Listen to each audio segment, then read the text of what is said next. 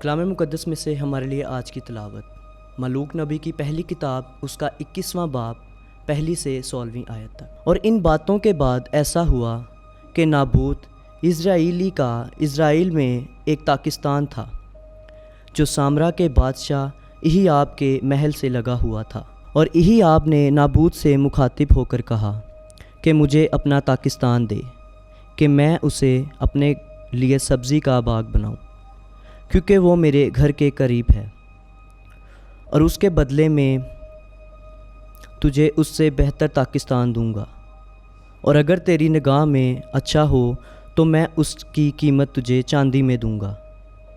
تو نابوت نے اہیاب کو جواب دیا، خدا نہ کرے کہ میں اپنے باپ دادا کی میراث تجھے دوں۔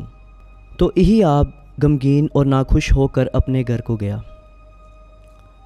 اس بات کے باعث جو نابوت اسرائیلی نے اس سے کہی کہ میں اپنے باپ دادا کی میراث تجھے نہیں دوں گا، اور وہ اپنے پلنگ پر لیٹ گیا اور اپنا منہ پھیر لیا اور روٹی نہ کھائی۔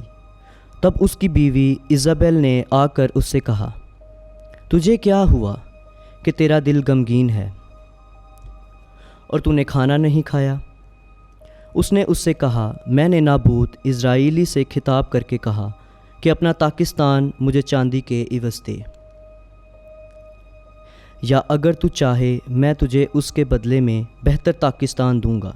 تو اس نے کہا کہ میں اپنا تاکستان تجھے نہیں دوں گا۔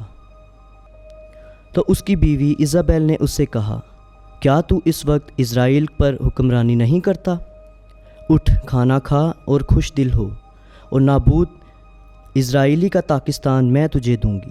تب اس نے اہیاب کے نام سے خط لکھے اور اس کی مہر ان پر لگائی، اور ان خطوط کو بزرگوں اور امیروں کی طرف جو شہر میں نابوت کے ساتھ رہتے تھے روانہ کیا، اور خطوط میں لکھ کر کہا کہ روزہ رکھنے کی منادی کرو، اور نابوت کو لوگوں کے درمیان اونچا بٹھاؤ، اور 2 خبیث آدمیوں کو اس کے سامنے کھڑا کرو جو اس کے خلاف گواہی دے کر کہیں کہ تو نے خدا کے خلاف اور بادشاہ کے خلاف کفر بکا، اور وہ اسے باہر نکال لے جائیں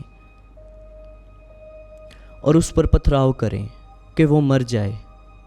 تب شہر کے بزرگوں اور امیروں نے جو شہر میں رہتے تھے ویسا ہی کیا جیسا کہ ایزابل نے انہیں حکم دیا، بمطابق ان خطوط کی تحریر کے جو اس نے انہیں بھیجے تھے۔ تو انہوں نے روزہ رکھنے کی منادی کروائی اور نابوت کو لوگوں کے درمیان اونچا بٹھایا۔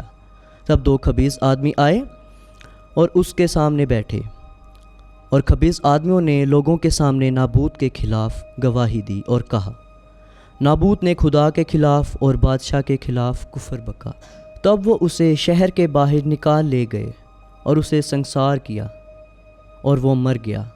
اور انہوں نے ایزابل کو کہلا بھیجا کہ نابوت کو پتھراؤ کیا گیا ہے اور وہ مر گیا ہے۔